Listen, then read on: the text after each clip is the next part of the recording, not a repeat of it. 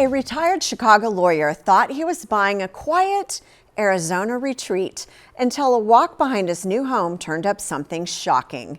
Reporter Mason Carroll has more.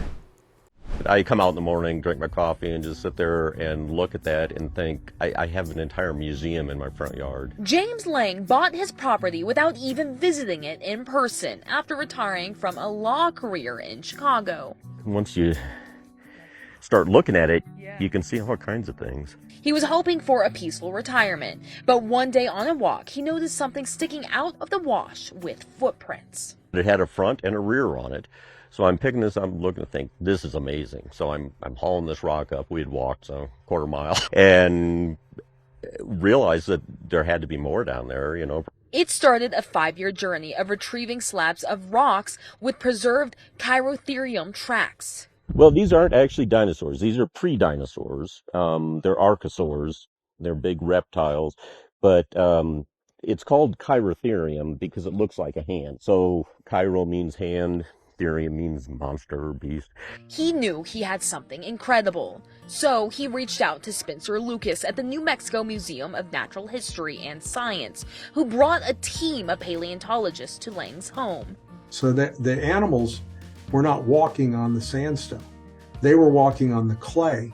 And then when the sandstone was deposited, was laid down, it filled in. It was clear this discovery was one of a kind. It is the most extensive and well-preserved footprint locality of its age in North America, which makes it one of the best in the world. Now there's a scientific paper on the tracks, and they're at the New Mexico Museum for further study, and soon they'll be on display. Lang says he wants to keep finding more tracks and hopes to get them in museums across the U.S. to inspire the next generation to dig for their own dinosaurs. Well, I think it's great. I've got a friend who I grew up with since first grade whose grandson out in California has been following along. I've been sending him pictures, and I sent him some tracks, and he's just blown away. And I thought, wow, if he's going to be the next paleontologist, that's pretty cool, Wow, sounds like he got more than he's bargained for, and he's happy about it. Right. Coming from real estate, I think it's interesting that he bought it without seeing it, which is not completely uncommon, but he probably wouldn't have known that that was there anyway. But I think it's been great entertainment.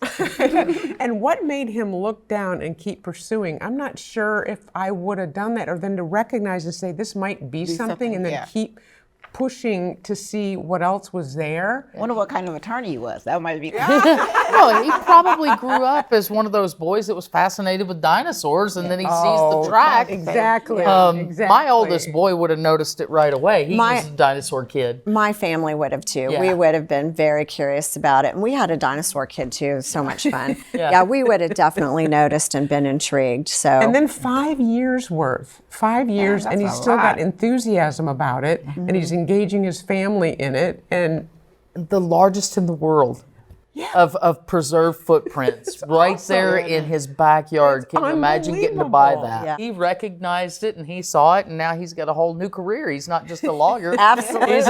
He's an entertainer. He's an entertainer and a faux paleontologist. Wow, fabulous story.